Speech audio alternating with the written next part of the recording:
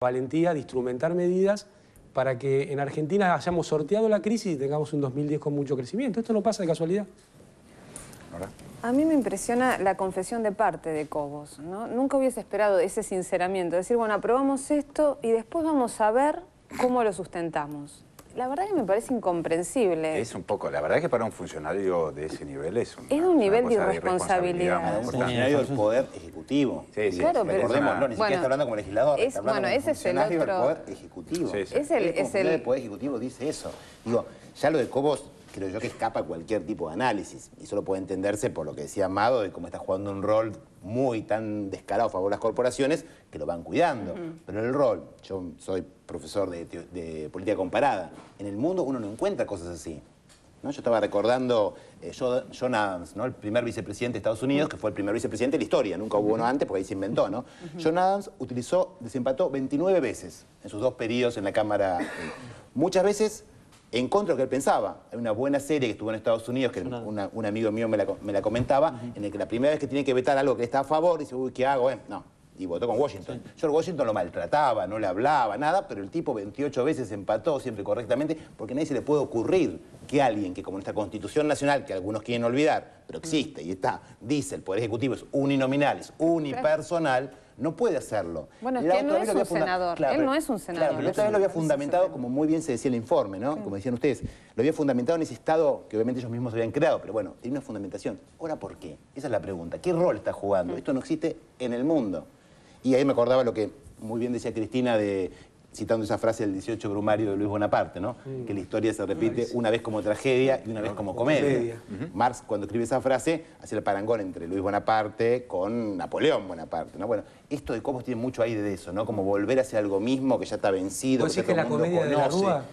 Como un retorno a la comedia de la ruística, una versión ya que está más cerca de lo patético de lo trágico. Ahora, cuando Cristina hoy habla de violencia institucional, creo que ya en estas instancias Cobos está encarnándola de una manera más que obvia, ¿no? No se puede pensar en ese sujeto desempeñando ese rol sin percibir una profunda violencia institucional que, por otra parte, es lo que ellos todo el tiempo dicen defender, ¿no? Las instituciones. Pero además está hablando de un sistema jubilatorio, un sistema previsional, que no, digamos, como todos estamos de acuerdo, no prevé solamente lo que pase de acá a fin de año, sino que se supone que tiene que tener sustentabilidad en el tiempo. Y la Cámara de Senadores empató en 35 a 35, digamos. Esto habla realmente que no ha habido una discusión real en la posibilidad concreta de discutir seriamente, si se quiere discutir seriamente. Pero para discutir seriamente tendrían que confesar lo inconfesable. Claro, ¿no?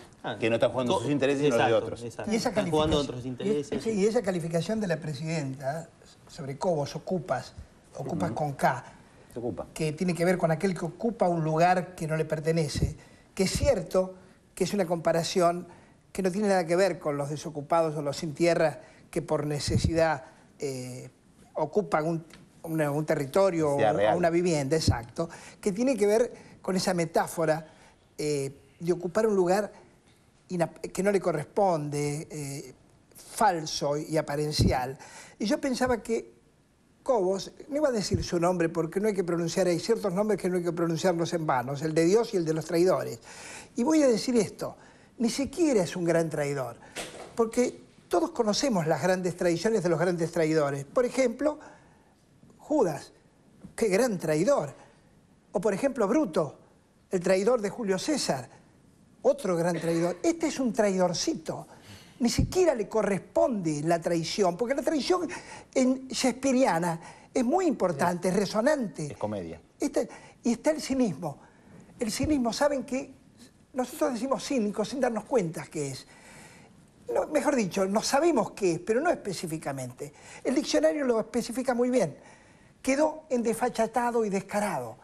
Es aquel que ya no tiene vergüenza para mostrar su impropiedad. No, votemos esto, después vemos cómo lo financiamos. Dijo algo así. Bueno, ese es el descaro. La plata está. Te digo más.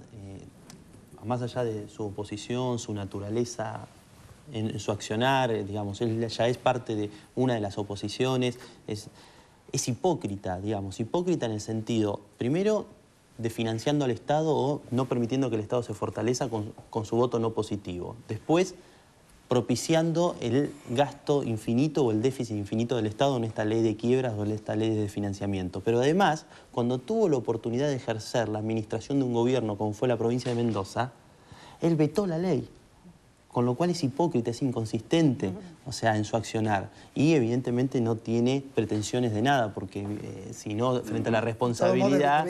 Deberíamos recordar, porque tenemos que hacer una autocrítica del poder político. Es muy difícil construir un poder político.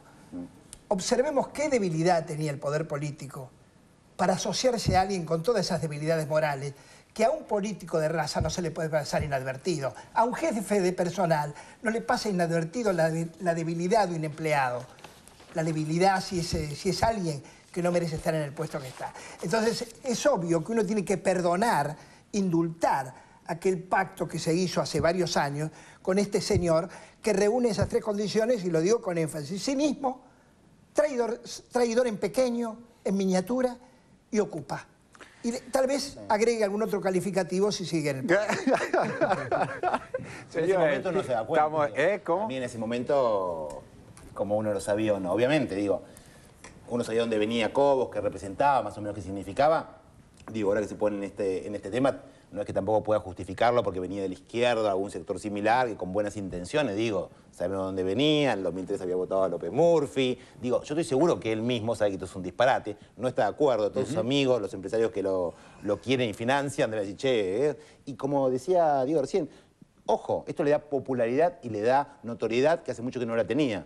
Pero no creo que le sirva electoralmente. Hay que ver el costo político. No, pero no solo por el tema de costo político, porque una cosa es la notoriedad y otra cosa es la popularidad. Y otra cosa es cómo lo ve la gente, cómo lo ve la ciudadanía a la hora de pensar, a la hora que tengo que votar. ¿Voy a votar a alguien que vota siempre distinto, que traiciona siempre, que dice A y después hace B? Lo veo después el día de mañana cuando sea presidente, si es presidente, tomando una decisión, aumentando un salario, etc. ¿Cómo esto juega en la idea de gobernabilidad? Él decía, vamos a darle a la Unión Cívica Radical, demostrar que la Unión Cívica Radical puede gobernar, no decir en ese que pasaba en el coso. Yo creo que está demostrando en ese sentido que no pueden gobernar nunca más. Señores, nos vamos a un corte, ya volvemos.